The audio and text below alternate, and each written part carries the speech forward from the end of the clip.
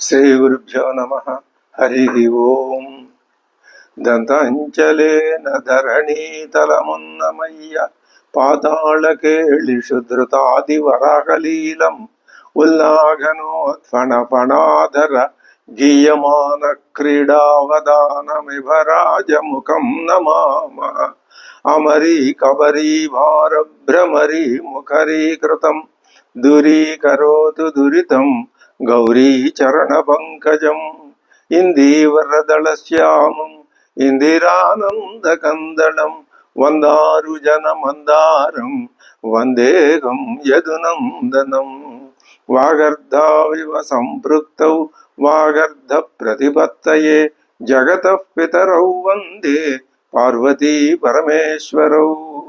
ఆపదామపహర్తారం దాతారం సర్వసంపదాం లోకాభిరామం శ్రీరామం భూయో భూయో నమామ్యహం.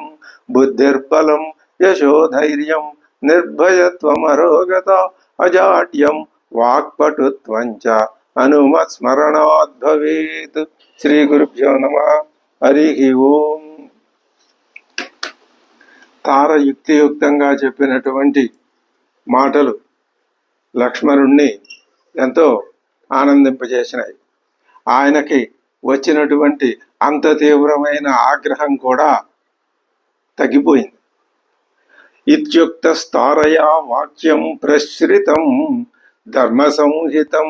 ధర్మోపేతంగా మెత్తగా ప్రశ్రితంగా తార చెప్పినటువంటి మాటలు మెత్తగా చెప్పిందనే అంటే అందులో ధర్మం లేదా అనుకోకూడదు. ధర్మ సహితంగానూ ఉన్నాయి, మెత్తగానూ ఉన్నాయి. అది తార యొక్క వాంగ్ నైపుణ్యం. ఆయన ఏం చేశాడు? మృదు స్వభావ సౌమిత్రికి ప్రతిజగ్రాహ తద్వచ. ప్రతిజగ్రాహ అలాగే అని స్వీకరించాడు. ఎవరు? లక్ష్మణుడు. ఎటువంటి లక్ష్మణుడు?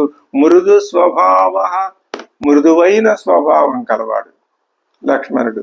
ఇది ఎంత సాభిప్రాయంగా ఈ విశేషణం ఇక్కడ లక్ష్మణుడికి వేశాడో దాన్ని బట్టి మనం ఏమర్థం చేసుకోవాలంటే, మొట్టమొదట అయోధ్యాకాండలో తండ్రి గారు ఎప్పుడైతే అరణ్యాలకు వెళ్ళమని ఆజ్ఞాపించారని లక్ష్మణుడికి తెలిసిందో ఆయన ఎంత కోపం వచ్చింది. తండ్రి గారిని కూడా సంహరించేస్తానన్నాడు కదా. మరి ఆ తర్వాత భరతుడి మీద కోపం వచ్చింది. ఆయనకి ఇలా కోపం వస్తూనే ఉంది. అన్నగారిని ఎవరైనా ఏదైనా అన్నగారికి ఏదైనా అపకారం తలబెట్టినా ఆయనకి కోపం వస్తుంది. వచ్చినట్లుగా వాల్మీకి చూపించాడు. కానీ ఇప్పుడు ఇక్కడ ఏమంటున్నాడు? ఇక్కడ సుగ్రీవుడి మీద కూడా కోపం వచ్చింది. కానీ వాల్మీకి ఏమన్నాడు? మృదు స్వభావ సౌమిత్రికి ప్రతిజగ్రాహ తద్వచ. ఆ మాటని సరేనని అంగీకరించాడు. మరి ఇప్పుడు మృదు స్వభావం ఎలా అవుతుంది అంటే దాంట్లో మహాకవి మాట వ్యర్థం కాదు. అందులో అంతరార్థం ఏమని గ్రహించాలి మనము అంటే, ఆయనకి కోపం అన్నది తత్కాల ప్రయోజనాన్ని సాధించటానికి ఏదో వచ్చిందే తప్ప అందులోనూ మానవ స్వభావం ఇలా ఉంటుంది, ఇలా ఉండకూడదు, మృదు స్వభావమే ఉండాలి. అది లక్ష్మణుడిలో అంతరాంతరాల్లో ఆయన స్వభావం మృదు స్వభావమే అని నిరూపించడానికే ఇక్కడ ఈ విశేషణాన్ని సమాసాన్ని వాల్మీకి ప్రయోగించాడు. అద్భుతం. ఇంతవరకు ఎక్కడా ఈ మాట ప్రయోగించలేదు లక్ష్మణుని గురించి చెప్తూ. మృదు స్వభావ సౌమిత్రి ప్రతిజగ్రాహ తద్వచ తస్మిన్ ప్రతిగృహీతే తు వాక్యే హరిగణేశ్వర లక్ష్మణాత్ సుమహత్రాసం వస్త్రం క్లిన్నమివాత్యజతు. తడిసిన బట్టను ఎవరైతే వెంటనే విడిచిపెట్టి పొడి బట్టను కట్టుకుంటారో అదే విధంగా సుగ్రీవుడు తన మనస్సులో పొడమిన భయాన్ని విడిచిపెట్టేశాడు, భయం వదిలేశాడు. అంటే సుగ్రీవుడు భయం పోయింది. ఎందుకని? లక్ష్మణుడిలో ఉన్న మృదు స్వభావం బయటకు వచ్చిందిగా. ఇంకా భయపడాల్సిన అవసరం ఏముంది? అది. తతః కంఠగతం మాల్యం చిత్రం బహుగుణం మహతు చిచ్ఛేద విమదశ్చాసీత్ సుగ్రీవో వానరేశ్వర. ఇది ఒక ఒక పని, ఒక కార్యం, ఒక చేష్ట, అది ఒక చేష్ట ఎవరు చేశారు? సుగ్రీవుడు. ఎప్పుడైతే భయం పోయిందో, లక్ష్మణుడి ప్రసన్న ముఖం కనిపించిందో, మెడలో ఉన్నటువంటి పూలదండని తీసి దాన్ని చిచ్చేదా త్రెంచి అవతల పారేశాడంతే. అంటే తనలో కూడా తనని ఆవహించినటువంటి మదిరాపాన మత్త చిత్తం ఏదైతే ఉన్నదో అది కూడా, దానిని కూడా ఆయన త్యజించినట్టుగా ఈ చేష్ట ద్వారా నిరూపించాడు. ఇది అద్భుతం. అసలు ఎంత మనస్తత్వాన్ని కాచి వడబోసిన విధానంగా వాల్మీకి చెప్తున్నాడు అనేది మనం ఈ లక్షణాలని భావించటం వల్ల మనం ఎప్పటికప్పుడు వెన్ను తట్టి మనకి ఏం చేస్తున్నాం, ఎలా పెడుతున్నాం, ఏ భావం గ్రహిస్తున్నాం అనే విషయాన్ని మనం తెలుసుకోవాలి. అదే మన లక్ష్యం. ఈ రామాయణ మహాకావ్య పఠనంలో, అధ్యయనంలో ఏం తెలుసుకోవాలి? లక్ష్మణ స్వభావం, సుగ్రీవ స్వభావం మనం నిశ్చితంగా. ఎందుకని? ఇది శ్రీమద్ రామాయణం కాబట్టి, సాక్షాత్ వేదం కాబట్టి, అందులోనూ పరమాత్మ యొక్క స్వరూపాన్ని చక్కగా కథారూపంలో నిరూపిస్తున్నది కాబట్టి, ఈ జగత్తుకి మూల కారణాన్ని రామాయణం నిరూపించింది.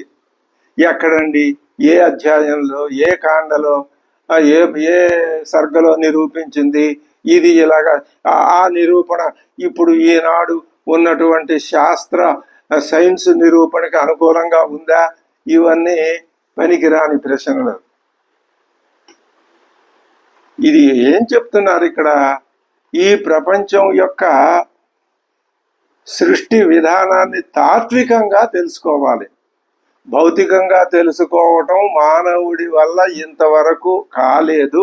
ఏవేవో కారణాలు ఊహిస్తున్నారు. అవి కొంతకాలానికి అవి పనికి రాకుండా పోతున్నాయి. ఇలా సైన్స్ చరిత్ర జరుగుతోంది. కానీ తాత్వికంగా, వేద ప్రామాణికంగా తెలుసుకున్న తత్వం మాత్రం దాంట్లో ఏ విధమైనటువంటి దుష్ట లోపము ఉండదు. అదే మనని ముందుకు నడిపిస్తుందే తప్ప ఈ మామూలు లౌకిక శాస్త్రాలు సృష్టి యొక్క విధానాన్ని నిరూపించే తత్వం ఇది కాలానికి మారిపోయే తత్వం. దీనివల్ల మనకి ప్రయోజనం లేదు. ఇది సాపేక్షమే. ఆధ్యాత్మిక తత్వపరాయణులైన వారికి తాత్వికమైనటువంటి సృష్టి విధానం ఎలా చెప్పింది, వేదాంతం ఎలా చెప్పింది, ఉపనిషత్తులు ఎలా నిరూపించినాయి, ఆ ఉపనిషత్తులు నిరూపించినటువంటి సృష్టి విధాన క్రమాన్ని బ్రహ్మసూత్రాలు ఏ విధంగా దాంట్లో ఉన్నటువంటి క్లిష్టమైన విషయాల్ని వివరించి సూత్రాలు చెప్పినాయి. సూత్ర భాష్యంలో శ్రీ భగవత్పాదులు ఎలా చెప్పారు, ఈ రెండింటిని సమన్వయించి అది నీ అనుభవంలోకి ఎలా తెచ్చుకోవాలో కృష్ణ పరమాత్మ ఎలా చెప్పాడు. ఈ మూడింటి సమన్వయం ఇప్పుడు మనం తెలుసుకున్నాం. ఏ మూడింటి సమన్వయం? ఉపనిషత్తులు, బ్రహ్మసూత్రాలు, భగవద్గీత. ఈ మూడే ప్రస్థానత్రయం. ఈ మూడింట్లో ఏమాత్రం 100కి 10, 20, 30%, 40% అలా దాంట్లో నిష్ణాతృత్వం గనక ఏమాత్రం మనకి ఏర్పడినా మనం ధన్యులు అవుతాం. అంతే తప్ప ఈనాటి సైన్స్ ప్రకారం నిర్ణయించబడినటువంటి ఈ సృష్టి విధానాన్ని తెలుసుకొని నువ్వు ఏ గతికి పెడతావు, ఏ లోకాలను పొందుతావు? సమాధానం తెలుసుకుని ఆనందించడమే. దానివల్ల అస్మదాదులకి ప్రయోజనం లేదు, తెలుసుకోవాలనే కోరిక కూడా లేదు. పూర్వాశ్రమంలో పెద్దలు ఈ వేదాధ్యయనం, వేదాంతాధ్యయనానికి పూర్వం పెద్ద పెద్ద శాస్త్రవేత్త అయి ఉండొచ్చు. ఏముంది, అది అంతటితో సరి.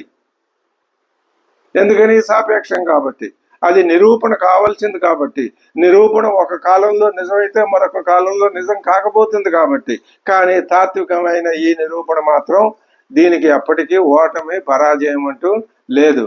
కాబట్టి ఇప్పుడు మనం ఏం చేయాలి అంటే, మన సహజ సృష్టి యొక్క స్వరూపాన్ని తెలుసుకున్నాము అంటే మన స్వరూపాన్ని మనం తెలుసుకుంటున్నాం. మీకు ఎన్ని జన్మలెత్తినా, తలకిందులుగా తపస్సు చేసినా ఈనాటి సైన్స్ శాస్త్రాలు అది నిరూపించలేవు. అది సాధ్యం కాదు, అసంభవం. అందుకని మనం ఈ వేదాంత చర్చలో రామాయణ అధ్యయనం వేదాంత పరంగా చేసి దాని నుంచి మనం విషయాలు గ్రహిస్తున్నాం. ఇది ఒక విధానం, ఆలోచన. ఈ అధ్యయనం అయిన తర్వాత మరొక గ్రంథం తీసుకుంటాం. ఈ విధంగా నిరంతరం జరుగుతూనే ఉండాలి.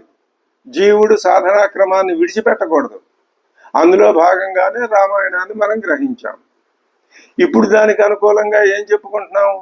సుగ్రీవుడు, తార, లక్ష్మణుడు ఈ మొదలైన వాళ్ళు ప్రవర్తించిన విధానం వల్ల, వాళ్ళు మాట్లాడిన మాటల వల్ల, వాల్మీకి ఆ ఘట్టాన్ని నిర్వహించిన తీరు పట్ల మనం ఒక సునిశ్చితమైన దృక్పథాన్ని కలిగి ఉన్నట్లయితే అది మన యొక్క మానసిక స్థితిని చాలా విజ్ఞానాత్మకం చేసి దాంట్లో మనస్సులో వివేచనా శక్తిని నింపితే ఆ వివేచనా శక్తి మనం మన స్వరూపాన్ని నేర్చుకోవటానికి, తెలుసుకోవటానికి ఉపకరిస్తుంది. ఇది మన భావన. ఈ భావనతోటే మనం రామాయణ అధ్యయనం చేస్తున్నాము. అందులో హనుమంతుడు ఉత్తమోత్తముడు కాబట్టి ఆయనకి ప్రతినిత్యము మనం చేతులు జోడించి నమస్కార శతాలు అర్పిస్తూనే ఉన్నాం. ఇప్పుడు ఆయన అంటున్నాడు, మృదు స్వభావ సౌమిత్రి అని. మృదు స్వభావ అని ఇక్కడ చెప్తున్నాడు వాల్మీకి. అంత కోప స్వభావంలోనూ మృదు స్వభావం ఉంటుందా అండి? ఉన్నది, మీరు గ్రహించండి. అది ఆ గ్రహించే వాళ్ళ ఇక్కడ మీరు ఎక్కడ సౌమిత్రి యొక్క మృదు స్వభావాన్ని గ్రహించలేరో ఆయన నిత్యము కోపిష్టేనే అనుకుంటారేమో అని స్పష్టంగా బయటపడి మృదు స్వభావ అని చెప్తున్నాడు వాల్మీకి. కాబట్టి ఇది మన యొక్క మనస్సుకి ఆనందాన్ని కలిగించే విషయం. తస్మిన్ ప్రతిగృహేతో వాక్యే హరిగణే. సుగ్రీవుడు భయం పోయింది.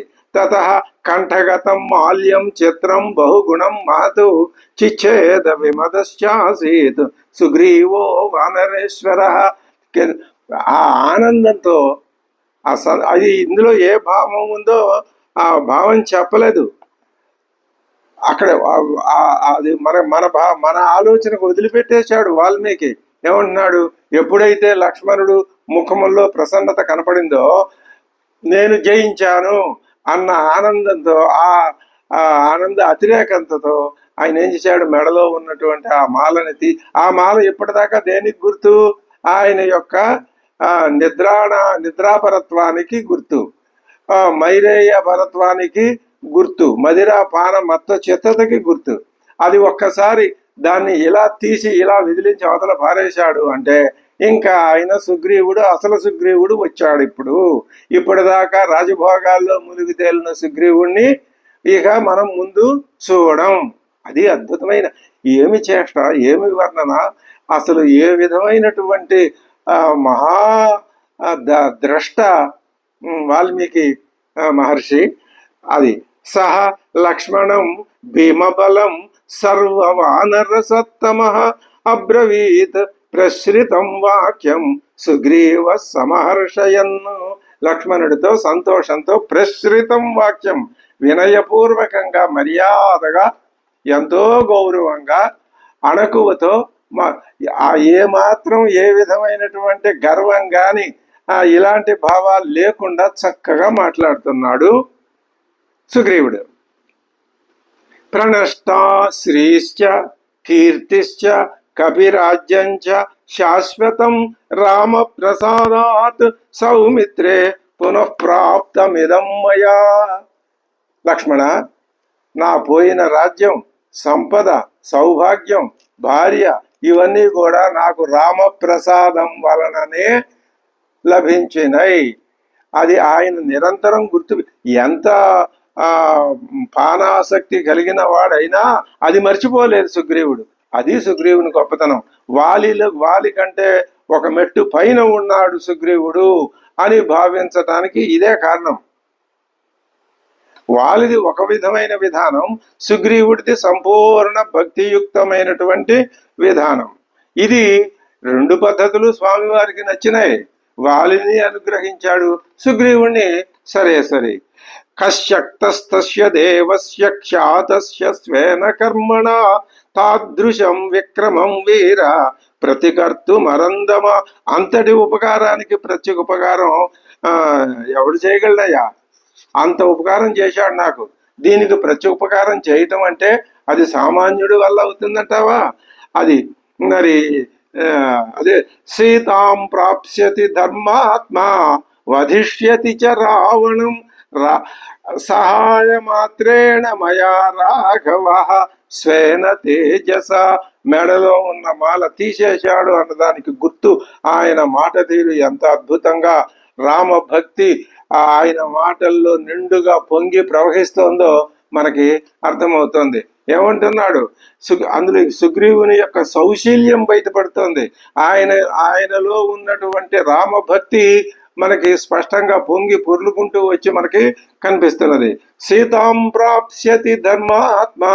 నేను దృఢంగా విశ్వసిస్తున్నాను, ధర్మాత్ముడైనటువంటి శ్రీరాముడు అమ్మవారిని మళ్ళీ పొందగలడు.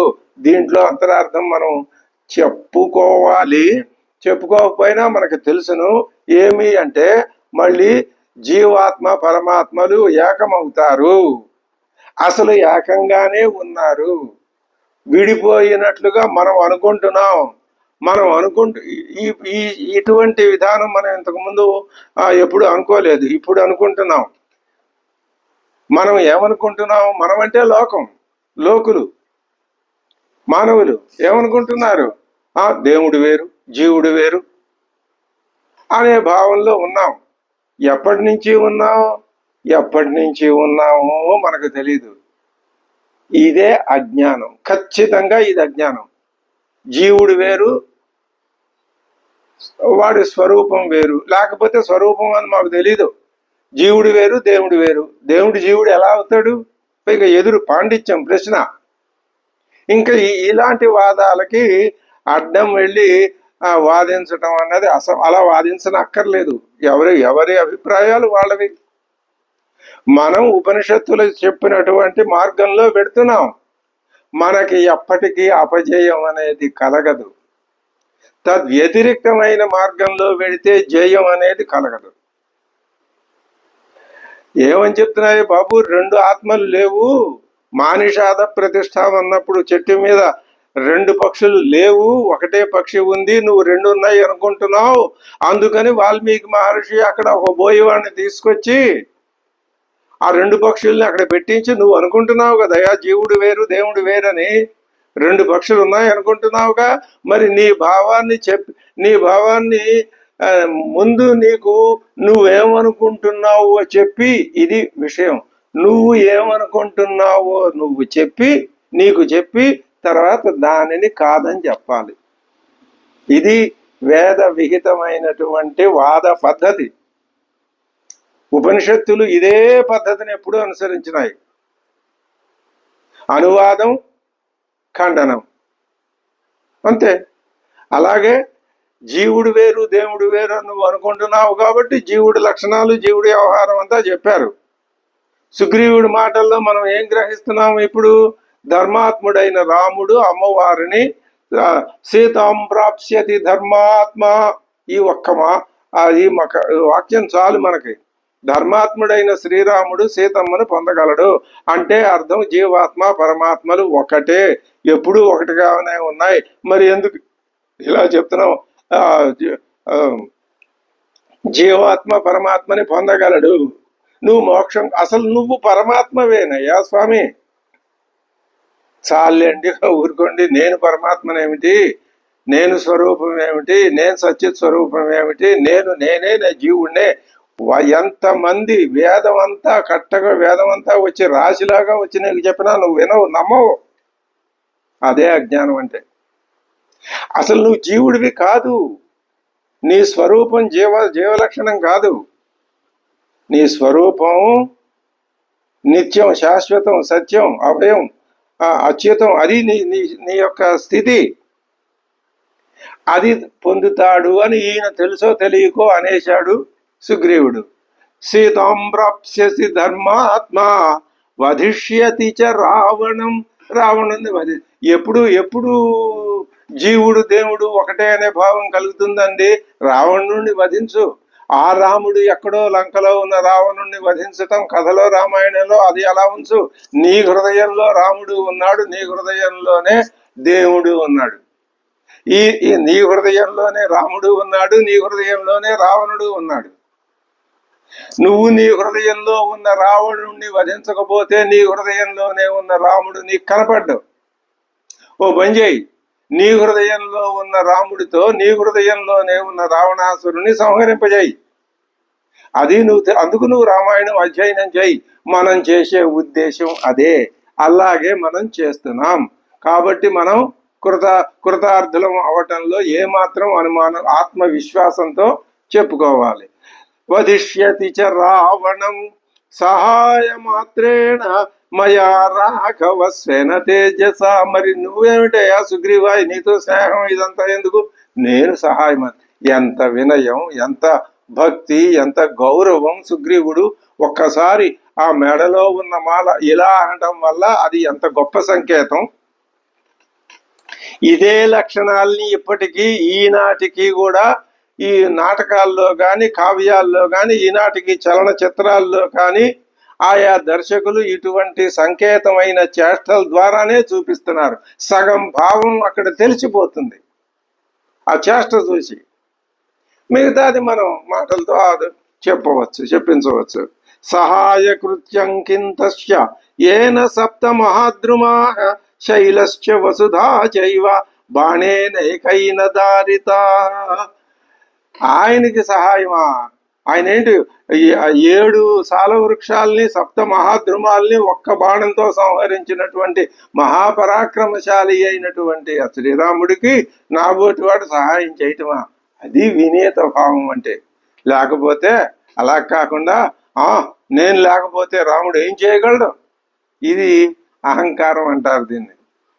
నేనెంత, నా సహాయం ఎంత అంటే అది వినయ స్వభావం.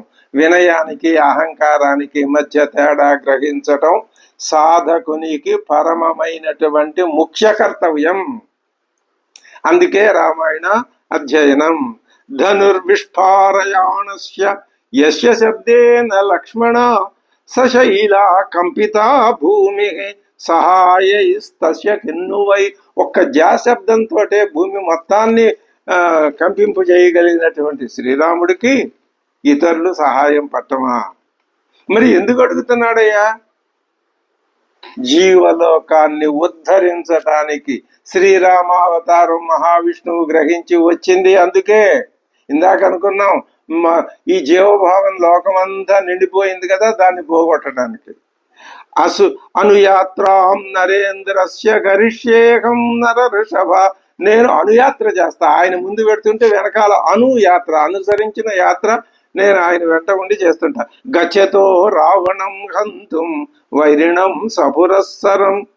బంధుమిత్రాదులందరితో కూడా రావణాసురుణ్ణి స్వామివారు సంహరించేటప్పుడు నేను అనుయాత్ర, ఆయన వెనకాల ఉండి ఆయనకి కావలసినవి అందిస్తా, నేను సహాయం చేస్తా. అంటే ఊరినే వెనకాల ఉంటా. నేను చేయగలిగింది ఏమీ లేదు, చేసేది కూడా ఏమీ లేదు. చేసినా అది చాలా స్వల్పం. ఎంత వినీత ప్రశ్రయ భావం అది సాధకుడికి నిరంతరం ఉండాల్సిందే. అది మనం సుగ్రీవుని చూసి నేర్చుకోవాలి. కోపాన్ని ఉపశమింపజేసుకోవటం లక్ష్మణుణ్ణి చూసి నేర్చుకోవాలి. మాటలు చక్కగా మాట్లాడటం, ఎంతటి వాడినైనా తన వాదన నైపుణ్యంతో పటిమతో అలా ఎందుకు పనికి రాకుండా వాడిని చేసి కూర్చోబెట్టడం తార వల్ల, హనుమంతుడి వల్ల నేర్చుకోవాలి, తెలుసుకోవాలి మనం. యది కించిద్ అతిక్రాంతం విశ్వాసాత్ ప్రణయేన వా ప్రేష్యస్య క్షమితవ్యం మే నాకశ్చిన్నాపరాధ్యతి. నేను క్షమితవ్యం మే, నేను చేసిన పొరపాటు ఉన్నది, పొరపాటు చేశాను నేను, దానిని ఆ మహాప్రభువు అందుకు నన్ను క్షమించుగాక. ఇది వినయం అంటే, అద్భుతమైన వినయం. మరి ఇదే లక్షణం ఉన్నది సుగ్రీవుల్లో అని తార ముందే చెప్పిందిగా. ఆవిడ ఆయన యొక్క మనస్సుని అద్దం పట్టినట్టుగా చూపించి చెప్పిందిగా. అదే ప్రకారం ప్రవర్తిస్తున్నాడు. లేకపోతే ఆ వినయం లేకపోతే తార మీద, ఏం తార ఎందుకు నువ్వు అలా చెప్తున్నావు, నాకు కోపం లేదా, నాకు ఇదిగా అనే అహంకారంతో ఆవిడతో పోట్లాడేవాడే. లోకంలో ఆ భార్యాభర్తల మీద వచ్చే పోటాట్లన్నీ ఈ విధమైనటువంటి ఆ అపోహల వల్ల వచ్చేవే. ఇది నిజంగా మానవ సంబంధాల్లో ఇది మనం ఆ ఆస్పెక్ట్ లో మనం అనుకోవట్లేదు, కానీ ఇది కూడా అందులో సంబంధించిందే విషయం. ఎంత చక్కగా ఎదటివాడి హృదయాన్ని తెలుసుకుని దానికి అనుగుణంగా మాట్లాడుతూ తన లక్ష్యాన్ని విడిచిపెట్టకుండా తన యొక్క ఆలోచనల్ని వదిలిపెట్టుకోకుండా ఎదటివాడికి అనుకూలంగా మాట్లాడి కార్యసాధకత్వంలో ఒక అడుగు ముందుకు వేయటమే తార మనకు చూపించినటువంటి విధానం. అదే మానవుడు స్త్రీ పురుషులందరూ సాంసారిక జీవితంలో కానీ ఈ బంధుత్వాల్లో కానీ అది కనుక వాళ్ళు తెలుసుకుని అమలు జరుపుకున్నట్లయితే రామాయణం యొక్క సగం భారం సగం ప్రయోజనం నెరవేరినట్లే అవుతుంది. ఏది కించిత్ అతిక్రాంతం, నేను ఏమాత్రం కొంచెంగా శ్రీరాముని పట్ల అపచారం చేసినా అది ఆయన నన్ను క్షమించుగాక, క్షమించుము అని లక్ష్మణుడితో అంటున్నాడు సుగ్రీవుడు. నువ్వు ఈ మాట స్వామివారితో చెప్పొచ్చు. ఇతి తస్య బ్రువాణస్య సుగ్రీవస్య మహాత్మన అభవల్లక్ష్మణ ప్రీత ప్రేమ్నా చైవమువాచ. అభవల్లక్ష్మణ ప్రీత, అంత కోపంతో 5 తలలు కలిగిన పాములాగా బుసలు కొట్టుకుంటూ వచ్చిన లక్ష్మణుడు ప్రీత అభవతు, సంప్రీతుడు, సంతుష్టుడు, సంతోష తరంగిత మనస్సు కలవాడు అయిపోయినాడు అని అంత సంతోషంతో ఆనందంగా నిండుగా అంటున్నాడు. సర్వదా హి మమ భ్రాత సనాదో వానరేశ్వర. ఈయన ఆలోచన చూడు, ఒకళ్ళ కంటే మించిన ఒకళ్ళు. ఏమి మాట తీరు, ఎంత గొప్ప చక్కటి వాక్య విన్యాసం. అబ్బా, ఇటువంటి స్నేహితుడు మూలానే మా అన్నగారు గొప్ప స్నేహితుడు కలవాడైనాడు. ఇలా ఎవరు లోకంలో మాట్లాడరండి. ఎంతసేపు మాటల్లో అహంకారం, మరి ఇతరుల్ని ఎగతాళి చేసే స్వభావం, ఇంకా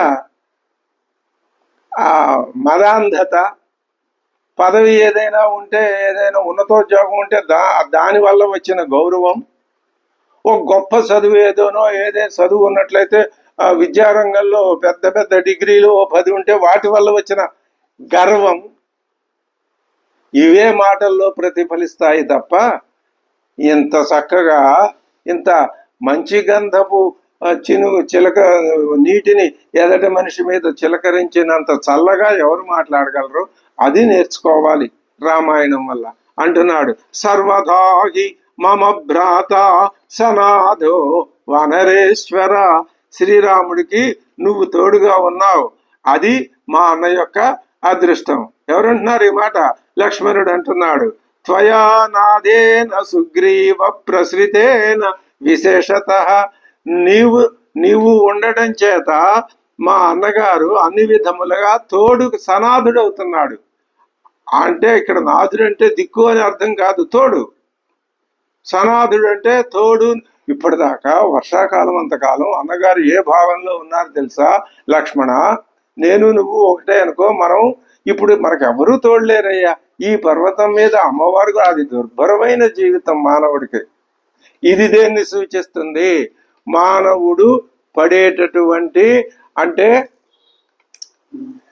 పరమాత్మ తత్వాన్ని అర్థం చేసుకోవటానికి, తన సొంతం చేసుకోవటానికి, దాంట్లో భావన మగ్నం అవటానికి జీవుడు పడే వేదన ఈ 4 నెలలు స్వామివారు ఆ మాల్యవంత పర్వతం మీద ఏకాంతంగా ఉండటం అనే దాన్ని బట్టి మనం గ్రహించాలి.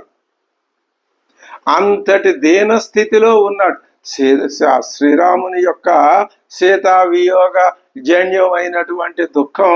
అది కేవలం మానవ సంబంధమైనది కాదు, జీవ దైవ సంబంధం అయినదే అని మనం స్పష్టంగా భావించవచ్చు. అదే చెప్తున్నాడు. యస్తే ప్రభావ సుగ్రీవ యచ్చతే శౌచమార్జవం అర్హస్వం కపిరాజ్యస్య శ్రియం భోక్తుం అనుత్తమం. ఆయనే లక్ష్మణుడిని ప్రశంసిస్తే ఈ లక్ష్మణుడు సుగ్రీవుణ్ణి ఇంతకంటే ఉన్నతంగా ఎవరు ప్రశంసించలేరు. ఇంతకంటే గొప్ప యోగ్యతాపత్రం ఎవరిస్తారు సుగ్రీవుడికి? ఇది లక్ష్మణుడిచ్చాడు అంటే రాముడిచ్చినట్టే. ఏమయ్యా సుగ్రీవ, ఈ రాజ్యాన్ని పరిపాలించడానికి నువ్వే అర్హుడివి. అందుకనేగా మా అన్నగారు ఆ వాలి అనర్హుడని ఆయనకి మరణశిక్ష విధించి, ఆ మరణశిక్ష ద్వారా ప్రేత్యాస్మాల్లోకాద్ అమృతా భవంతి కేనోపనిషత్తు మాట ప్రతి నిత్యం మనం అది మనసులో మెదులుతూనే ఉండాలి. అందుకు ఉదాహరణగా ఎవరిని చూపించాడు స్వామివారు? వాలిని చూపించాడు. వాలిని అనుగ్రహించాడు మరణ దండన ద్వారా, రాజ్య ప్రదానం ద్వారా సుగ్రీవుణ్ణి అనుగ్రహించాడు స్వామివారు. ఎవరిని ఏ విధంగా అనుగ్రహించాలో ఆ విధంగా అనుగ్రహిస్తాడు. అందులో మన యోగ్యత ఏమిటో, మన స్థితి ఏమిటో, మన ఎక్కడ ఉన్నామో అది మనం నిర్ణయించుకోవాలి, మనం తెలుసుకోవాలి. అది ఆయనకేం పని? అదే చెప్తున్నాడు. నీ ప్రభావం ఎంతటిది అంటే, నీ శౌచం ఎంతటిది అంటే, నీ ఆర్జవం ఎంతటిదంటే, నువ్వు ఈ కపిరాజ్యం మొత్తానికి పరిపాలించడానికి నువ్వు తప్ప యోగ్యుడు లేవు. ఏమిటి యోగ్యత? ఒక్కటే యోగ్యత, శ్రీరామ భక్తి. శ్రీరాముని మీద అచంచలమైన భక్తి విశ్వాసం, ఆయన మాట మీద గౌరవం.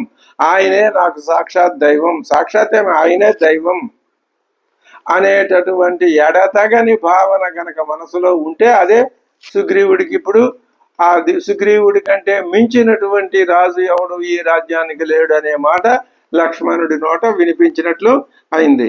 సహాయేన చ సుగ్రీవ త్వయా రామ ప్రతాపవాన్. నువ్వు సహాయపడితే అప్పుడు రాముడు నిజంగా ప్రతాపవంతుడు అవుతాడు. ఏ సుగ్రీవుడి సహాయం లేకపోతే రాముడు ప్రతాపవంతుడు కాలేదా? అది వేరు. ఇది సుగ్రీవుణ్ణి ప్రశంసించటం. వధిష్యతి రణే శత్రూన్ అచిరాత్. త్వరలోనే యుద్ధంలో శ్రీరాముడు శత్రువుల్ని సంహరిస్తాడు. నా సంశయ, ఏమాత్రం అనుమానం లేదయ్యా. ధర్మజ్ఞస్య కృతజ్ఞస్య సంగ్రామేష్వనివర్తిన. నువ్వు ఉపపన్నంచ యుక్తంచ సుగ్రీవం తవ భాషితం. ఎంత చక్కగా మాట్లాడతాడు లక్ష్మణుడు, ఎంత మృదువుగా మాట్లాడతాడు. కోపం వచ్చినప్పుడు ఎంత కటువుగా మాట్లాడతాడు. నిగ్రహానుగ్రహ దక్షుడు అంటే లక్ష్మణుడే. ఇవన్నీ స్వామివారిలో ఉన్న గుణాలే. అవే లక్ష్మణుడు రాముడు వేరు కాదు. అదంతా ఒక్కటే తత్వం.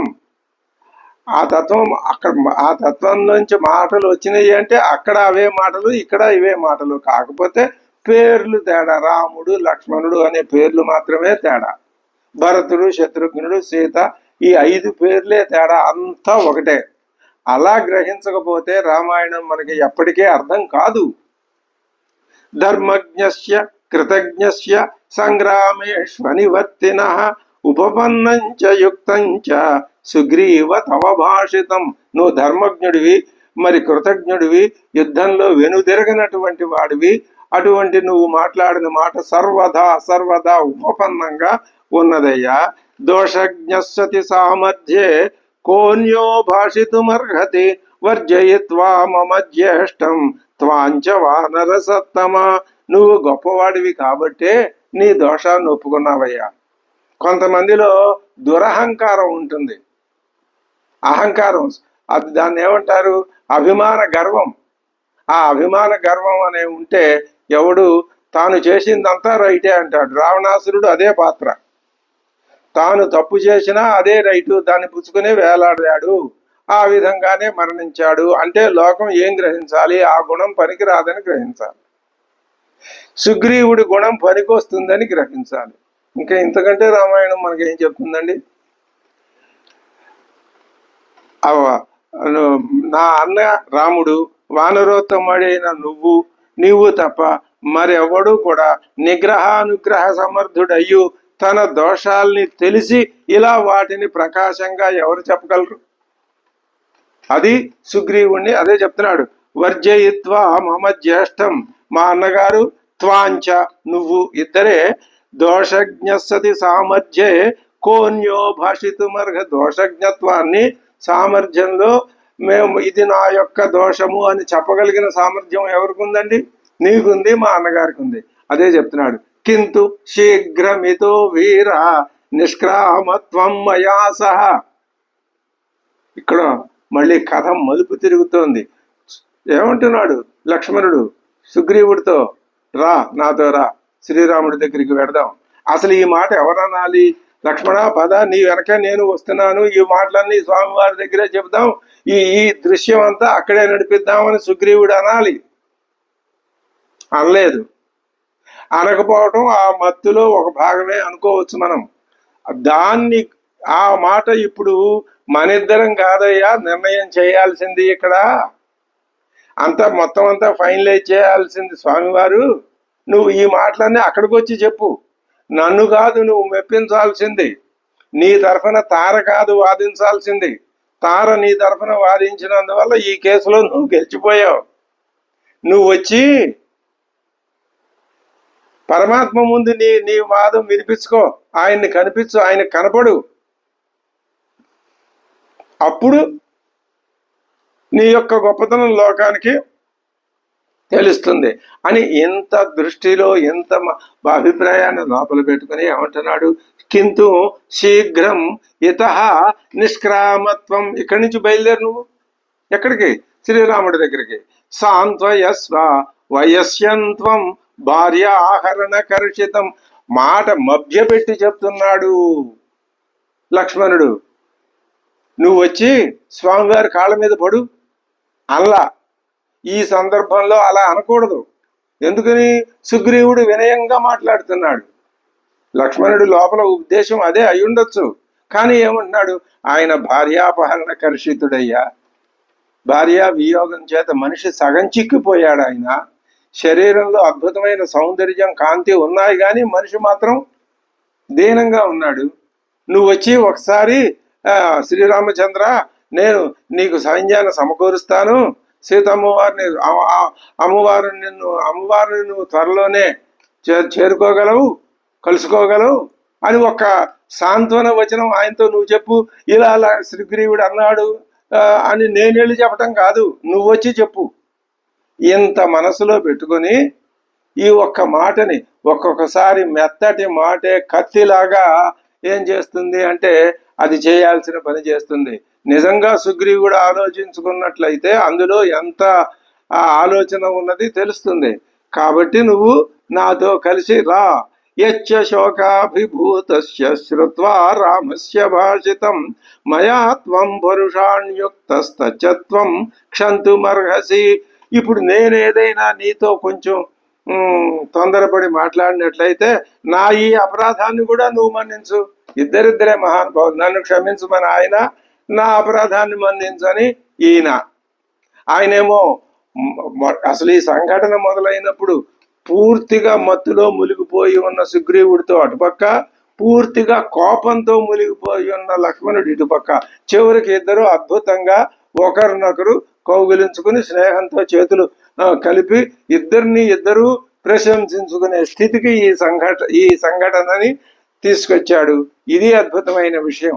ఇది మనం గ్రహించాల్సిందేమి అంటే ఇటువంటి మానసిక స్థితిని మనం పొందినట్లయితే మన యొక్క సాధన మనకి తేలిక అవుతుంది అని చెప్తూ, ఏవముక్తస్తు సుగ్రీవో లక్ష్మణేన మహాత్మన హనుమంతం స్థితం పార్శ్వే సచివం త్విదమబ్రవీతు. వెంటనే సుగ్రీవుడు ఏమనాలి? సరే అలాగే నేను వచ్చేస్తున్నాను, పద, నువ్వు ముందు నడు, నేను వెనక వస్తాను, బయలుదేరదాం అనాలి. ఆ మాట అన్నట్లయితే ఆయన మహారాజు ఎలా అవుతాడు? మహారాజు ఏం చేస్తున్నాడో ముందు చెప్పడు, ఏం చెయ్యాలనేది ఆలోచించుకునే ఉంటాడు. సుగ్రీవుడు వానర మహారాజు కదా. లక్ష్మణుడు ఈ విధంగా పదనాయన వెడదాం రాముడి దగ్గరికి అంటే ఈయనేం చేస్తున్నాడు? హనుమంతుడిని పిలిచి అంటే ఇక్కడ మహానుభావుడైన హనుమంతుడిని మనం చూడలేదు. ఆయన ఎక్కడ ఉంటాడు, ఎక్కడ ఉండడు, అంతటా ఉన్నాడు కదా హనుమంతుడు, ఇక్కడ ఉన్నాడు హనుమంతుడు. ఇదిగో ఇప్పుడు ప్రత్యక్షంగా ఇప్పుడు హనుమంతుడిని చూసి ఆయన వంక చూసేసరికి ఆయన వినయంగా రాజుగారి ముందు మంత్రి చేతులు కట్టుకుని వచ్చి నిలబడ్డాడు. ఏమి కవిత్వం, ఏమి అద్భుతమైనటువంటి ఆ కథా సంవిధానం, కథని మలుపులు తిప్పి. అసలు ఇంకొక అద్భుతమైన విషయం ఉంది. హనుమంతుణ్ణి ఎప్పుడూ కూడా ఏ విధంగా ఆయన సహజంగానే అణిగిమణిగి ఉంటాడు, అవసరం వచ్చినప్పుడే మాట్లాడతాడనే లక్షణాన్ని ఎంత నైపుణ్యంగా మొట్టమొదట తన మనసులో ఉన్న దుఃఖాన్ని ప్రదర్శించినప్పుడు వాలి నా మీదకి పంపించాడు అన్నప్పుడే మాట్లాడాడు హనుమంతుడు. అప్పటి నుంచి కూడా తన అవసరం వచ్చినప్పుడే తాను చెప్పవలసిన 4 ముక్కలు చెప్తున్నాడు తప్ప అనవసరమైన ప్రసంగం ఎక్కడా చేయలేదు. ఇప్పటిదాకా అక్కడే ఉన్నాడు కదా, ఇదంతా చూస్తూనే ఉన్నాడు కదా, అంతఃపురంలో ఉన్నాడు కదా, లక్ష్మణుడు వెనకే వెళ్ళాడని అర్థం చేసుకోవాలి కదా. ఇప్పుడు అక్కడ హనుమంతుడు ఎలా వచ్చాడు, ఎప్పుడు వచ్చాడు, ఎక్కడి నుంచి వచ్చాడు, ఇవన్నీ అద్భుతమైన విషయాలు మనం గ్రహించాలి. రామాయణం అంటే అదే, కథా సంవిధాన కార్యక్రమం అంటే అదే, అలాగే ఉంటుంది. ఇప్పుడు హనుమంతుడు ఒక చూశాడు, ఆయనతో ఏమంటున్నాడు, హనుమంతం స్థితం పార్శ్వే, పక్కనే నిలబడి ఉన్నట్ట హనుమంతుడు. ఆయనతో అంటున్నాడు సచివం, ఏ హోదాలో ఉన్నాడు, సచివుడు, మంత్రి. అది మంత్రి లక్షణం. కిష్కింధాకాండ, సుందరకాండ, యుద్ధకాండ 3 కాండల్లోనూ మనకి హనుమస్వామి యొక్క వ్యవహారం కనిపిస్తుంది. కిష్కింధాకాండలో మంత్రి యొక్క పద్ధతి లక్షణం అది పూర్తిగా చూపించాడు ఆయన. సుందరకాండలో గురువు యొక్క లక్షణం చూపించాడు. యుద్ధకాండలో వీరుడి యొక్క లక్షణం చూపించాడు. ఈ 3 యొక్క ప్రయోజనం ఏమిటి? దేనికదే కాదు, 3 ప్రయోజనం ఒక్కటే, రామ భక్తి. శ్రీరాముడికి తాను చేయవలసినటువంటి ఉపకారాన్ని చెయ్యటం, తద్వారా పరమాత్మ తత్వాన్ని గ్రహించటం, తాను మోక్షం పొందటం, ముక్తుడవటం. ముక్తుడై ఉండి లోకానికి ఉపకారం కోసం జీవన్ముక్తుడుగా అందరితో మాట్లాడుతూ ఉండటం, వ్యవహారం చేస్తూ ఉండటం. ఇది హనుమంతుని యొక్క ఆ దైవత్వ తత్వ నిర్ణయ విధానం. అది చెప్పేసరికి ఏమంటున్నాడు హనుమంతుడితో, మహేంద్ర హిమవద్వింజ కైలాస శిఖరేషు చ. ఎన్ని వరుసనే పేరు. సుగ్రీవుడు చాలా, ఈయనకు బాగా భూగోళ శాస్త్రము, ఈ జాగ్రఫీ ఇవన్నీ బాగా తెలుసు అని పెద్దలు చెప్తారు. అది ఇందులో ఉన్నమాటే. మహేంద్ర హిమవత్ వింధ్య కైలాస శిఖరేషుత, మొత్తం దేశంలో ఉన్న పేర్లు, పర్వతాల పేర్లని చెప్పేసి, మందరే పాండు శిఖరే పంచశైలేషు ఏ స్థితాక తరుణ, ఎలాంటి వాళ్ళు, తరుణ ఆదిత్య వర్ణేషు భ్రాజమానేషు సర్వత పర్వతేషు సముద్రాంతే పశ్చిమాయాంతు ఏ దిశి, సముద్రం అంతంలో పశ్చిమ దిక్కులో ఈ 5 పర్వతాల మీద అద్భుతమైన కాంతులతో ప్రకాశించే ఈ పర్వతాల మీద, ఆదిత్య భవనే చైవ గిరౌ సంధ్యాభ్ర సన్నిభే పద్మతాళవనం భీమం సంశ్రిత హరిపుంగవాహ అంజనాంబుద సంకాశా కుంజర ప్రతిమౌచ సహా. ఎటువంటి వానర వీరులు, అంజనాంబుద సంకాశా, నల్లని కాటిక వంటి మేఘాలతో సమానమైన శరీర వర్ణం గలవాళ్ళు, కుంజర ప్రతిమ ఊజస, ఏనుగుల్లాంటి ఓజస్సు గలవాళ్ళు, అంజనే పర్వతే చైవ ఏ వసంతి ప్లవంగమా, అంజనాద్రి మీద ఎవరున్నారో వాళ్ళందరినీ, మనశ్చల గుహావాసాక వానరా కనక ప్రభా, అక్కడున్న వాళ్ళు ఒక రంగులో ఉంటారు, ఇక్కడున్న వాళ్ళు మనశ్శిల అనే ఆ గుహకు దగ్గరలో ఉండేవాళ్ళు కనకప్రభ, బంగారపు రంగులో వీళ్ళు మెరిచిపోతుంటారు. మేరు పార్శ్వత గతాశ్చైవ ఏ ధూమ్రగిరి సంశ్రితాగా, మేరు పర్వతం దగ్గర ఉన్న వాళ్ళేమో ధూమ్రవర్ణంలో ఉంటారు. తరుణ ఆదిత్య వర్ణాశ్చ పర్వతే చ మహారుణే, అరుణ పర్వతం దగ్గరలో ఉన్న వాళ్ళేమో లేత సూర్యుని యొక్క కాంతితో ప్రకాశిస్తుంటారు. పిబంతో, వాళ్ళ పనేమిటయా, పిబంత ఎప్పుడు తాగుతూనే ఉంటారు, మధు, ఇంకా మైరేయం భీమవేగా ప్లవంగమాగా, ఎప్పుడూ మధుపాన చిత్తులే ఆ మహావీరులు, ఆ వానర ప్రముఖులందరూ కూడా.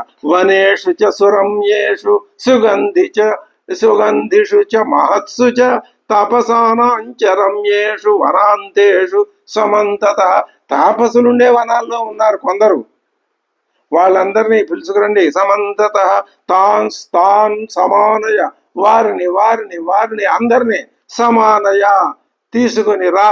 క్షిప్రం పృథివ్యాం సర్వవానరాన్ సమాధానాది వికల్పై ఆశు ప్రేషయ వానరాను. వాళ్ళని తీసుకురావటానికి నువ్వే టెస్టులు పెట్టి ఎవరెవరిని పంపాలో ఆఫీసర్లుగా నియోగించి వాళ్ళకి కొంతమంది సహాయక ఆఫీసర్లను ఇచ్చి ఇప్పుడు నేను చెప్పినటువంటి అన్ని ప్రదేశాలకి పంపించు. పంపిస్తే వీళ్ళు వెళ్ళి ఏం చేయాలి, అక్కడ ఉన్న వాళ్ళందరినీ తీసుకురావాలి. తీసుకురాకపోతే వీళ్ళకి శిక్ష పడుతుంది. వీళ్ళు రమ్మని చెప్పితే వాడు రాకపోతే ఎవడు రాలేదో వాడికి కూడా శిక్ష పడిపోతుంది. ఇప్పుడు నేను ముందుగా కొంతమందిని పంపించాను, వాళ్ళని హెచ్చరించడానికి మరికొంతమందిని కూడా నియమించు. నువ్వు ఇంకా కొంతమంది నియమించి మిగిలిపోయిన ఆ ముందు వెళ్ళిన వాళ్ళు ఇంకా చెప్పారో లేదో, అందరికి ఈ కబురు అందించారో లేదో, ఆ కబురు అందని వాళ్ళకి నువ్వు పంపించి నువ్వు తెప్పించే వాళ్ళని మరికొంతమందిని పంపించి ముందు పంపించిన వాళ్ళని హెచ్చరికలు చేయమను. ప్రేషిత ప్రథమం ఏ చ మయా దూత మహాజవాక త్వరణార్థం తు భూయస్త్వం హరీన్ సంప్రేషయాపరాన్ ఏ ప్రసక్తాశ్చ కామేషు దీర్ఘసూత్రాశ్చ వానరాహ. ఎవరైతే కామ ప్రసంగంలో మునిగిపోయి ఉన్నారో, ఎవరైతే సోమరి ఏం పనే ఉంది, యుద్ధం లేదు, ఏమీ లేదు, రాజుగారి దగ్గర నుంచి ఏమీ వర్తమానం లేదు, మన పని మనం స్వేచ్ఛ హాయిగా వాళ్ళు కాళ్ళు చేతులు చాపుకొని సోమరిపాతుల్లాగా కూర్చుని ఉన్నారు. ఒక్కసారి రాజుగారు రమ్మన్నారని తెలిసిందో ఎగిరి గంతేసి పరిగెత్తుకుంటూ వచ్చేస్తారు వాళ్ళు. అది వానర సైన్యం యొక్క క్రమశిక్షణ అంటే. అందుకే వానరుల చేతుల్లో ఇటువంటి క్రమశిక్షణ లేని రాక్షసులు పూర్తిగా ఓడిపోయినారు, మరణించారు. ఇదే కారణం. ఎంత అద్భుతంగా వానర సైన్యం యొక్క క్రమశిక్షణ పద్ధతిని వాల్మీకి వర్ణిస్తున్నాడు. తర్వాత రాక్షస సైనికులు వర్ణిస్తాడు. అక్కడ అది చూద్దాం, ఆ అవలక్షణాలు ఎలా ఉంటాయో అది చూద్దాం. ఇహ ఆనయస్వతాన్ సర్వాన్ శీఘ్రంతు మమ శాసనాత్ అహోభిర్దశభిర్యేహి నాగచ్చంతి మమాజ్ఞయ. ఇప్పుడు ఇంతకు ముందు వాళ్ళకి 15 రోజులు ఇచ్చాడు, ఇప్పుడు 10 రోజులే టైం పెట్టాడు. 10 రోజుల లోపల ఎవరైతే రారో హంతవ్యాస్తే దురాత్మానో రాజశాసన దోషకా, రాజాజ్ఞని ధిక్కరించిన వాళ్ళకి మరణ శిక్ష ఖాయమని చెప్పేశాయి. ఇది సుగ్రీవాజ్ఞ అంటే. లోకంలో ఒక శాసనం చేయబడింది అంటే దాన్ని అతిక్రమించడానికి వీల్లేదు అంటే ఆ శాసనానికి ఏమని పేరు? సుగ్రీవాజ్ఞ అని పేరు. అది పెద్ద ప్రసిద్ధ లోకంలో వచ్చింది. ఇదిగో ఇదే కారణం. శతాన్యథ సహస్రాణం కోట్యస్య మమ శాసనాత్ ప్రయాంతు కపిసింహానాం దిశో మమ మదే స్థిత. పంపించు ఇలాంటి వాళ్ళందరినీ. వీళ్ళు వెళ్ళి వాళ్ళందరినీ తీసుకురావాలి. మేఘపర్వత సంకాశా ఛాదయంతశ్చ ఇహాంబరం ఘోరరూపా కపిశ్రేష్టా యాంతు మచ్చాసనాదిత. వాళ్ళు ఎలాంటి వాళ్ళు? మేఘపర్వత సంకాశులైన వాళ్ళందరినీ, మిక్కిలి సామర్థ్యం కన వాళ్ళని తీసుకురావడానికి పంపించు. తే గతిజ్ఞా గతిం గత్వా పృథివ్యాం సర్వవానరాః ఆనయంతు హరీన్ సర్వాన్ త్వరితా శాసనాన్ మమ. త్వరగా వాళ్ళందరినీ తీసుకురావాలి, ఇది నా శాసనం. తస్య వానర రాజస్య శ్రుత్వా వాయుసుతో వచః. వానర రాజు యొక్క మాటలు శ్రుత్వా, ఆ వచః మాటల్ని శ్రుత్వా విని దిక్షు సర్వాసు విక్రాంతాన్ ప్రేషయామాస వానరాన్. అప్పటికప్పుడు రాజాజ్ఞ అమలు జరపడంలో ఒక క్షణం ఆలస్యం అనేది ఉండదు. తే పదం విష్ణు విక్రాంతం పతత్రిజ్యోతిరధ్వగా ప్రయాతా ప్రహితారాజ్ఞ హరయస్తక్షణేన వై. తీసుకురావడానికి వెళ్ళే వాళ్ళందరూ వెళ్ళారు. వాళ్ళు పంపితే వాళ్ళు తక్షణమే పక్షులు సంచరించేది, నక్షత్రాలు తిరిగేది అయిన పతత్రిజ్యోతిరధ్వగా విష్ణు విక్రాంతం. అది విష్ణువు చేత విక్రాంతిని పొందినటువంటి ఆకాశ మార్గంలో వాళ్ళు, విష్ణువు చేత ఆక్రమించబడినటువంటి ఆకాశంలో వాళ్ళు ప్రయాణం చేసి వెళ్ళిపోయారు. వాళ్ళు అనటం ఏమిటి, వెళ్ళిపోయారు. ఇంకా అక్కడ దగ్గరలో లేదు, అప్పటికే చాలా స్పీడ్తో వెళ్ళిపోయి ఉంటారు. తే సముద్రేషు గిరిషు వనేషు చ సరస్సు చ వానరాన్ సర్వాన్ రామహేతో రచోదయన్. ఇక్కడ ఒక విచిత్రం, ఈ హనుమంతుడు చెప్పాడు, వాళ్ళు అక్కడ ఆ కథ జరుగుతోంది, ఇక్కడ ఈ కథ జరుగుతుంది, రెండు ఒకేసారి చెప్పడం ఉండదు కాబట్టి దీన్ని తాత్కాలికంగా ఆపాడు, దీన్ని మళ్ళీ ఇక్కడి నుంచి కంటిన్యూ చేస్తాడు, అది అక్కడ జరిగిపోతూ ఉంటుంది. అక్కడ జరిగేదానికి రోజులు జరుగుతాయి, దీనికి కొద్ది నిమిషాలే జరుగుతాయి, అది చెప్పేస్తున్నాడు ముందు. ఇది ఇందులో ఇక్కడ ఉండగానే అంతా జరిగిపోయిందా ఇలా, అది అసంబద్ధమైన విషయం, అలా అనుకోకూడదు. మృత్యుకాలోపమస్యాజ్ఞాం రాజరాజస్య వానరాగా. రాజరాజు అంటే సుగ్రీవుడు, సుగ్రీవుని యొక్క ప్రళయకాలపు మృత్యువులాగా భయంకరుడు కావడం చేత ఆయన ఆజ్ఞ వినగానే అందరూ సుగ్రీవుని భయం కలవారై వానరులు బయలుదేరి వచ్చేశారు. అది 10 రోజులు పట్టింది. ఆ మాట ఇక్కడే చెప్పాడు. మళ్ళీ 10 రోజులు ఇది అయిన తర్వాత మళ్ళీ ఆ చెప్పడు కాదు, దాన్ని అక్కడ జరిగింది అక్కడ చెప్పేస్తున్నాడు అనమాట. అస్తంగచ్చంతి అత్రార్కస్తస్మిన్ గిరివరే స్థితాగా. అంజనాద్రి మీద తప్త హేమ మహాభాసస్తస్మాత్ కోట్యో దశచ్యుత. సూర్యుడు అస్తమించే పడమటి కొండపై నివసించే బంగారు అన్ని గల 10 కోట్ల మంది వానరులు ఆ కొండ దిగి వచ్చేశారు. కైలాస పర్వత శిఖరం నుంచి సింహపు జూలు అన్ని గల వానరులు 1000 కోట్ల మంది వచ్చేశారు. ఫలమూలేన జీవంత హిమవంతముపశ్రితాగా తేషాం కోటి సహస్రాణం సహస్రం సమవర్తత. హిమవంతం నుంచి వాళ్ళు కోటి ఫలమూలైన జీవంత. ఆ హిమాలయ పర్వతాల మీద ఉన్న వాళ్ళు కేవలం ఫలాలు తిని దుంపలు తిని మాత్రమే ఉంటారు, వాళ్ళందరూ వచ్చారు. అలాగే కైలాసగిరి నుంచి వచ్చారు. సింహ కేసర వర్చసాం, సింహపు జూలు ఏ విధమైన రంగులో ఉంటుందో అటువంటి రంగులో ఉన్నారు వీళ్ళు. తర్వాత వింధ్య పర్వతం మించి అంగారక సమానానాం భీమానాం భీమకర్మణాం వింధ్యాత్ వానర కోటీనాం సహస్రాణ్యపతంద్రుమం ధృతం. వాళ్ళంతా 1000 కోటి మంది వచ్చేసారు. వాళ్ళు సహస్రం ఎలా 12 వింధ్యాత్ వానర కోటీనాం. వింధ్య పర్వతం నుంచి వీళ్ళు వచ్చారు. వీళ్ళు ఎలా ఉన్నారు? వీళ్ళు అంగారక సమానానం. అంగారక గ్రహం ఎరుపుగా ఉంటుంది. అంగారకం అంటే నిప్పు కదా, ఆ ఎరుపు రంగులో ఉండేటటువంటి వాళ్ళు వచ్చారు. క్షీరోదవేళ నిలయాగా, క్షీర సముద్ర తీరంలోను తమాల వనవాసిన, తమాల వృక్షాలు ఎక్కువగా ఉండే చీకటి చెట్లు అంటారు వాటిని, ఆ చెట్లు ఎక్కువగా ఉండే వనాల నుంచి వచ్చిన వాళ్ళు.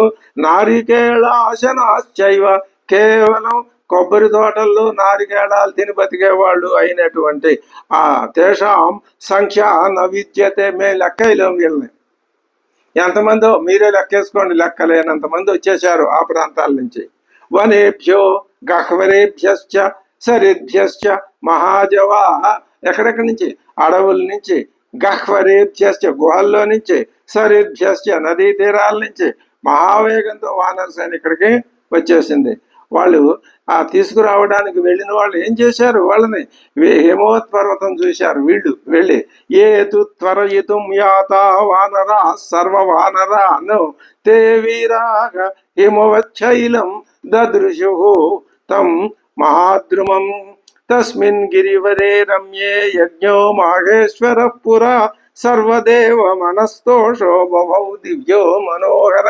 వాల్మీకి యొక్క రచనా సంవిధానం ఎలా ఉంటుందంటే అలా చెప్తూ ఇది ఒకే విధమైనటువంటి కొంత విసుగుని జనిస్తోందండి. ఆ శైలం నుంచి వచ్చారు, ఈ పర్వతం మీద నుంచి, ఆ వనంలో నుంచి, ఏమిటి ఎంతసేపు చెప్తే. దీంట్లో ఒక విశేషం చెప్పి ప్రేక్షకుల్ని శ్రోతల్ని ఆకట్టుకుంటున్నాడు వాల్మీకి. అది వాల్మీకి. ఇక్కడ ఏం చెప్పాడు? ఒక అద్భుతమైన చిన్న చమత్కారం చూపిస్తున్నాడు. ఏమిటది అంటే, పూర్వం సుందరమైనటువంటి ఆ హిమవత్ పర్వతం మీద సకల దేవతలకి ఆనందాన్ని కలిగించే దివ్యమైన మనోహరమైన మహేశ్వర యాగం జరిగిందండి. ఎక్కడ జరిగింది? హిమవత్ పర్వతం మీద. తస్మిన్ గిరివరే రమ్యే యజ్ఞో మాహేశ్వర పురా సర్వదేవ మనస్తోషో బభౌ దివ్యో మనోహర. అన్న నిష్యంద జాతాని మూలాని చ ఫలాని చ అమృతాస్వాద కల్పాని దదృశుస్తత్ర వానరాః. వానరులు ఆ హిమవత్ పర్వతం మీద యజ్ఞ స్థలంలో యజ్ఞాన్నం కొద్దిగా నేల మీద పడింది, వెతుకులు అక్కడక్కడ. అక్కడ పుట్టినటువంటి అమృత తల్యమైన రుచి కలిగిన దుంపల్ని వాళ్ళు తిన్నారు. వాళ్ళు ఆ పళ్ళని వాసన చూశారు. ఎంత అద్భుతమైన విషయం. యజ్ఞం జరిగింది, మహేంద్ర యజ్ఞం, మహేశ్వర యజ్ఞం జరిగింది అక్కడ. ఆ యజ్ఞం సందర్భంలో ఆ హవిస్సుగా వండబడినటువంటి ఆ అన్నాన్ని అక్కడక్కడ మెతుకులు పెడితే ఆ మెతుకులు పడిన ప్రదేశంలో పుట్టినటువంటి వృక్షాలకి ఆ కాసిన కాయలు పళ్ళని ఆ వానరాలు తిన్నాయి. వాళ్ళకి ఇంకా బలానికి కానీ ఆయువు కానీ వాళ్ళు ఏ విధమైన లోటు లేదు. అంత పవిత్రత ఉంది వాళ్ళల్లో. అర్ధాంతరంగా ఈ మాట చెప్పాలంటే వండుకున్న అన్నం తినే కంటే శ్రీరాముడు 14 సంవత్సరాలు అరణ్యాల్లో ఉండటం అనేది దేనికి సూచన అంటే స్పష్టంగా అప్రయత్నంగా లభించే కాయలు, దుంపలు, పళ్ళు ఇవి తినటమే. దీనివల్ల అది ఆ క్షణానికి లభించే నేను ఈ పూట బియ్యం పట్టరావాలి, పప్పులు పట్టరావాలి, వండాలి, ఈ తాపత్రయం ఉండదు. తాపత్రయం లేని మనస్సే పరమాత్మ సన్నిధానానికి చేరుకోవడానికి కావలసినటువంటి వైరాగ్యాన్ని పొందుతుంది. అది నిరూపించటం వనవాసం వల్ల లాభము. బాబు, మీలో ఎవరికైనా ఇలాంటి అవకాశం ఉంటే చెయ్యండి, లేకపోతే మీ కర్మ మీరు అనుభవించండి అని చెప్పటమే శ్రీరాముని యొక్క 14 సంవత్సరాలు జడలు కట్టించుకొని నగరాల్లోకి రాకుండా. ఆ విధమైన తీవ్రమైన నియమాలు లేకపోతే, అటువంటివి అక్కడ ఉన్నాయని మనం కనిపెట్టకపోతే, మనం ఎన్ని వ్యవహారాలైనా చేసి ఎన్ని లోపాలైనా ఏదో ఒకటి సరిపెట్టేసుకునే మనస్తత్వం మనం ప్రదర్శిస్తూ ఉంటాం కదా. అది లేకుండా ఉండటం కోసం ఆ కఠినమైన నియమాలు. తాని మూలాని దివ్య ఫలాని చ ఫలాచనాగా ఔషధాని చ దివ్యాని విద్యగృహు హరియోధపాహ. అక్కడి నుంచి వాళ్ళు ఏం చేశారు? ఆ మాహేశ్వర యజ్ఞం జరిగిన చోట పుట్టినటువంటి ఆ వృక్షాలకు, ఆ తీగలకు పూసిన పువ్వుల్ని, పళ్ళని వాళ్ళు వచ్చేటప్పుడు కానుకలుగా ఇంతంత వస్త్రాల్లో వేసి మూట కట్టుకుని భుజాన్ని వేసుకుని మోసుకొచ్చేసారు. వాళ్ళు రాజుగారి దగ్గరికి వచ్చేటప్పుడు ఉట్టి చేతులతో రాకూడదుగా. పత్రం, పుష్పం, ఫలం, తోయం ఏదో ఒకటి రాజుకు సమర్పించాలిగా. అది మర్యాద. వాళ్ళు వానర అతీతులు, మానవాతీతులు, దేవతల కంటే అతీతులు వాళ్ళు. అటువంటి ఉత్తమోత్తమ భావాన్ని మీరు వాళ్ళల్లో చూడగలిగితేనే మీ భావం అంత ఉత్తమోత్తమ స్థాయిలోకి వెళుతుంది తప్ప, లేకపోతే ఇదేదో సినిమా చూసి 2 గంటలు అయిన తర్వాత ఇంటికి వచ్చి వారం రోజులు పోయిన తర్వాత సినిమా పేరే మర్చిపోతూ ఉంటాం మనం. అలాంటిది రామాయణం పేరు మర్చిపోవటం అది పెద్ద అందులో విశేషమే ఉంది కాదు. అలా కాదు. రామాయణ అధ్యయనం మనం చేసే విధానం మన ఏం చేస్తుంది అంటే మర్చిపోవచ్చు, కానీ అది మనకి ప్రసాదించిన లక్షణం మాత్రం మన మనస్సులో నుంచి పోదు. అది మన ధైర్యం. అదే చెప్తున్నాం. తస్మాత్ యజ్ఞాయతనాత్ పుష్పాణి సురవీణి చ ఆనిన్యుర్వనరాహ గత్వా సుగ్రీవ ప్రియ కారణాత్. పరిమళించే పుష్పాలను అక్కడి నుంచి పట్టుకొచ్చారు వాళ్ళు. తేతు సర్వే హరివరాహ పృథివ్యాం సర్వవానరాన్ సంచోదయిత్వా త్వరితాః యుధానాన్ జగ్మురగ్రతః. ఆ విధంగా దూతగా వెళ్ళారు కదా వీళ్ళందరూ. అవన్నీ అక్కడి నుంచి మహేంద్ర పర్వతం.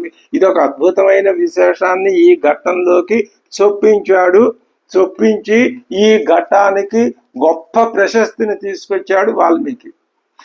ఈ సన్నివేశం, ఈ ఉదాహరణ లేకపోతే ఈ సైనికుల్ని, వానరుల్ని పంపటం, అక్కడున్న వానరులందరినీ పోగేసుకురండి అని చెప్పడం, ఇందులో ఏముంది విశేషం? మనం దాటేస్తాం. ఇది చదవను కూడా చదవం. కానీ ఇప్పుడు ఎందుకు చదవాలి అంటే అక్కడ మహేశ్వర యజ్ఞం జరిగింది కాబట్టి యజ్ఞం నీ మనసులో జరగాలి. అదే సంకేతం. నీ మనసులో ఏం యజ్ఞం జరగాలి? పరమాత్మ తత్వ దర్శన సంగ్రహం అనేది మనకు కలగాలి అనే యజ్ఞం నీ మనసులో నిరంతరం జరిగితే ఆ మనస్సులోనే ఆ పుష్పాలు, వృక్షాలు మొలిచి పుష్పాలు ఫలించి, పుష్పాలు పళ్ళు ఇవి కనుక ఫలిస్తే అదే నీకు ఫలితం. ఇదంతా మానసికంగా జరిగే ప్రక్రియే. అది తెలియజెప్పడానికే ఈ అద్భుత సన్నివేశాన్ని ఈ ఘట్టంలో ప్రవేశపెట్టాడు వాల్మీకి. తేన ముహూర్తేన యుధపాహ శీఘ్రగామినః కిష్కిందాన్ త్వరయా ప్రాప్తాః సుగ్రీవో యత్ర వానరః. వాళ్ళంతా వచ్చారు. ఇదంతా 10 రోజుల్లో జరిగిన విషయాన్ని ఇటువరి నుంచి మళ్ళీ ఇటు ప్రకృతం ఇందాకటికి వెళ్ళాలి మనం. హనుమంతుణ్ణి ఆయన సుగ్రీవుడు ఆజ్ఞాపించిన సంఘటన దగ్గరికి మళ్ళీ వెనక్కి వెళ్ళాలి. తే గృహీత్వౌషధీ సర్వాః ఫలం మూలంచ వానరాః తం ప్రతిగ్రాహయామాసుః వచనం చేదమబ్రువన్.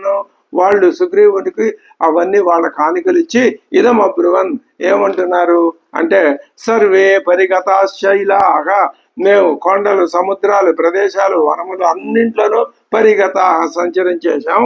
మీ పృథివ్యాం వానరా సర్వే శాసనాత్, నీ శాసనం వల్ల భూమండలం అందల సకల వానరుల్ని వచ్చేటట్టు చోదనం చేశాం. వాళ్ళు బయలుదేరి వస్తున్నారని వాళ్ళు నివేదికని సమర్పించారు రాజుగారికి. ఏవం శ్రుత్వా తతో హృష్టః సుగ్రీవ ప్లవగాధిపః ప్రతిజగ్రాహ తత్ప్రేతస్తేషాం సర్వముపాయనం. వాళ్ళు తెచ్చిన ఉపాయనాలు అన్నింటినీ, కానుకలన్నింటినీ సంతోషంతో ఆనందంతో రాజుగారు స్వీకరించాడు. అది రాజత్వ లక్షణం. ఆయన ఆజ్ఞ అద్భుతంగా నెరవేరింది. ఆయన అనుకున్నటువంటి ప్రయోజనం కూడా నెరవేరింది. ఇంకా ఇప్పుడు ఏమి మిగిలి ఉంది? ఈయన శ్రీరాముడి దగ్గరికి వెళ్ళటం అనే సంఘటన అది మిగిలి ఉంది. అది ఏ విధంగా నిర్వహింపబడుతుంది అనేది మనం తర్వాత తెలుసుకుందాం. స్వస్తి.